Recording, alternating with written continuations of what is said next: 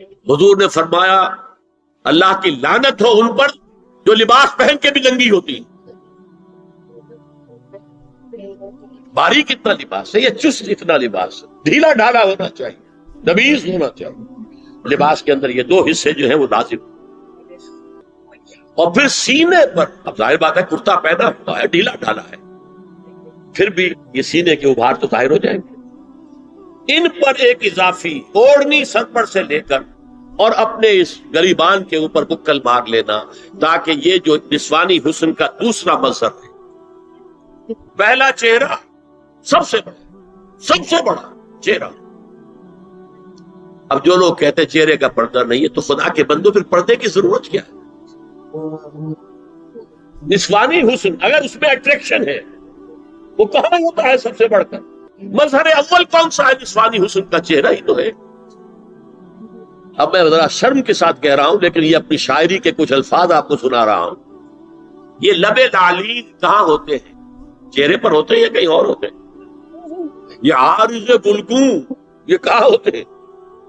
چہرے پر ہوتے ہیں یا کمر میں لگے ہوتے ہیں؟ یہ چاہے زقن, تھوڑی میں اگر کچھ کھڈا پڑا ہوا ہو, چاہے زقن. یہ تعریفیں جو شاعری میں ہوتی ہیں یہ کہاں ہوتا؟ یہ بشگاہ کے تیر یہ کہاں ہوتے ہیں؟ یہ نرگسی آنکھیں یہ کہاں ہوتی ہیں؟ اور فتواں ناک یہ کہاں ہوتا؟ چہرہ ہی تو ہے. سب سے بڑی اٹریکشن تو چہرہ. اسی کو نہ چھپایا تو پھر اور کیا چھپایا؟ ہاں دوسری چیز چھاتی کے ابھار بہت اٹریکٹیو ہوتے ہیں انسان کے لیے. اس کے لیے یہ ہے کہ وَلْيَضْرِبْنَا بِخُمُرِهِنَّ عَلَىٰ جُيُوبِهِنَّ. کرتا بھی نبیذ کپڑے کا ہو, کرتا جو ہے ڈھیلا ڈھالا بھی ہو, شلوار اور نبیذ تر کپڑے کی ہو, ڈھیلی ڈھالی ہو, اور اوڑھنی کا بکل جو ہے اپنے سینے پر مار دیا جائے.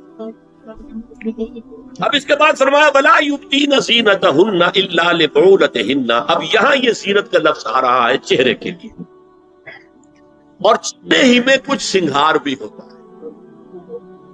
کچھ سرما لگایا ہوا ہے, فرض کیجئے کسی اور طرح کا کوئی زیور پہنا ہوا ہے, گلے میں پڑا ہے, کانوں میں گدے ہیں وغیرہ وغیرہ. یہ زینت چہرہ اور اس کے ساتھ کوئی بناؤ سنگھار کا معاملہ, جس کی کہ حضور صلی اللہ علیہ وسلم نے تلقین کی ہے. عورت کو گھر میں بند سور کر رہنا چاہیے, شوہر کے لیے ایٹریکٹیو رہنا چاہیے. خاص طور پر شوہر جب آنے والا ہے شام کو دفتر سے, اس وقت عورت جو ہے بند سور کر رہی ہے. اس لیے کہ اصل مقصد کیا ہے؟ جتنی بھی انسان میں سیکسول انرجی ہے وہ مرکوز رہے شوہر اور بیوی کے درمیان. یہ فلسفہ ہے, ادھر ادھر نگاہ جائے نا.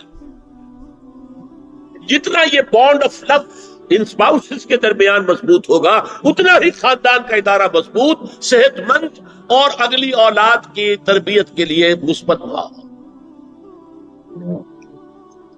اب ان کے لیے کہا گیا کہ چہرے کی زینت, تو چہرے کے اوپر اگر کوئی بناؤ سنگھار ہے, زیور ہے, تو اس کی زینت نہ ظاہر کریں. مگر اب یہ یہاں تفصیلی آئی ہے, جو محرم ہیں ان کی تفصیل, اور میں بیان کر چکا ہوں. محرم وہی ہے صرف جن سے کبھی کسی حال میں شادی نہیں ہو سکتی. بھائی سے کسی حال میں شادی نہیں ہو سکتی, باپ سے, دادا سے, چچا سے کسی حال میں شادی نہیں ہو سکتی, ماموں سے کسی حال میں شادی نہیں ہو سکتی. ہاں چچا کے بیٹے سے ہو سکتی ہے, وہ نامحرم ہے.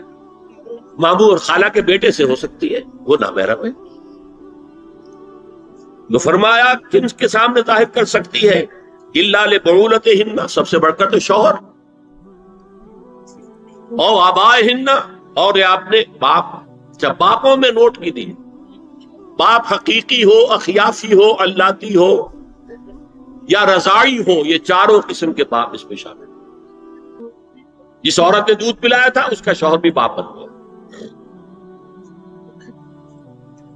اور آبائے بعولتہن, اپنے شوہروں کے باپ, یا ابنائہن, ان کے اپنے بیٹے. بیٹوں میں بھی آئیں گے چاروں, اللاتی, اخیافی, عینی اور رضاعی.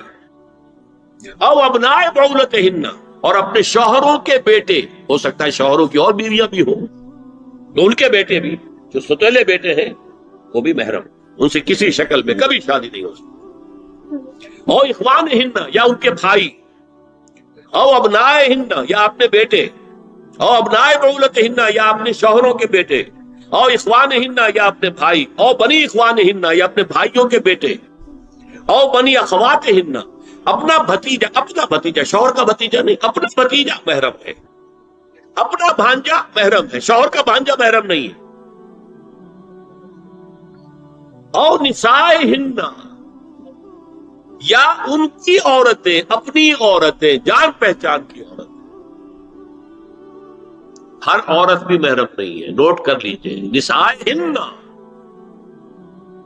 عورتیں بڑی بڑی قدامائیں ہوتی ہیں، وہ کیا کیا فتنے اٹھاتی ہیں، آتی ہیں گھروں کے اندر، کیا ذریعہ بنتی ہے پھر پیغام رسانی کا، اور خرابی پیدا کرتی ہے۔ اور اس میں کمال ہے جو مجھے واقعہ سنایا پروفیسر یوسف سلیم چشتی مرحوم نے سر سید احمد خان کے بارے میں۔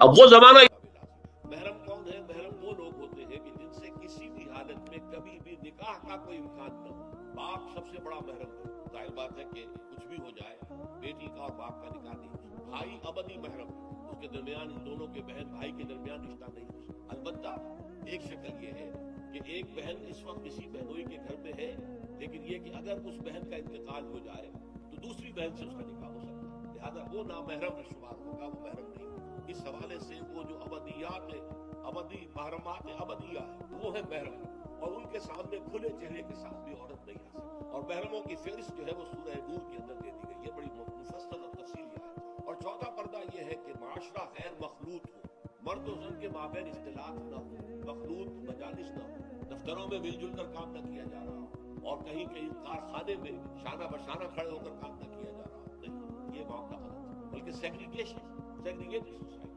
عورتوں کے دائرہ کار کسی شے پر پابندی نہیں ہے، عورتوں کے لیے تفریح گاہیں بنائیں آپ، اس میں صرف عورتوں اور بچے جا سکتے ہو ایک خاص عمر کی حد تک، مرد نہیں جائے۔ مردوں کے لیے تفریح گاہیں علیحدہ ہوں گی، وہاں عورتیں نہیں جائیں۔ تو عورتوں اور مردوں کے درمیان عدم اختلاف، مدارس ہے، اسکول ہے، کالج ہے، یونیورسٹیاں علیحدہ بنا دی، پڑھے وہ بھی، یہ بھی پڑھیں، لیکن مخلوط تعلیم۔ تو یہ جو ہے غیر مخلوط معاشرت، یہ در حقیقت اسلامی معاشرے کا سب سے بڑا امتیاز ہے، سب سے بڑا علم ہے، سب سے بڑا شعار ہے۔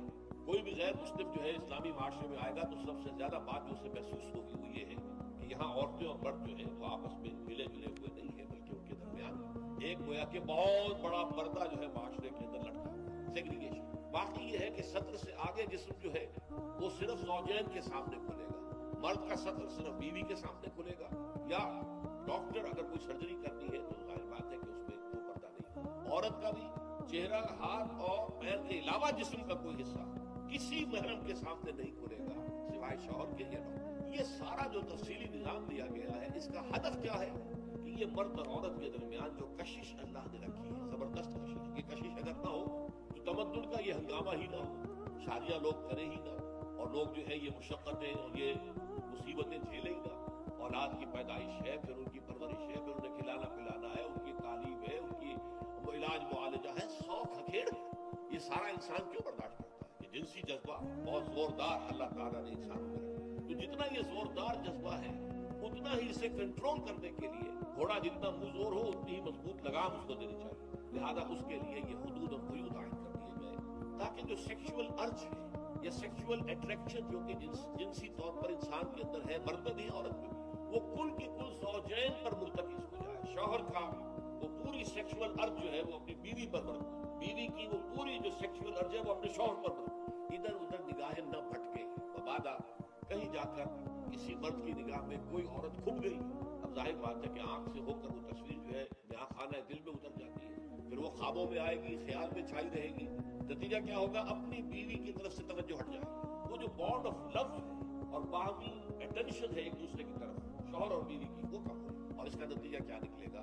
کہ خاندان کا ادارہ کمزور ہو جائے گا، جس سے کہ اسلام چاہتا ہے کہ بہت مضبوط، اس لیے یہ ساری قدغنیں ہیں، یہ سارے ضوابط ہیں، یہ قواعد ہیں، بلکہ اسلامی معاشرے کا جیسا کہ میں نے عرض کیا ہے یہ سب سے نمایاں وصف ہے کہ یہاں مرد و زن کا اختلاط نہیں، کوئی فری انٹر مکسنگ نہیں، لا جناح علیہن، کوئی حرج نہیں ہے ان پر ان لوگوں کے بارے میں، یعنی اگر وہ ان کے سامنے آ جایا کریں.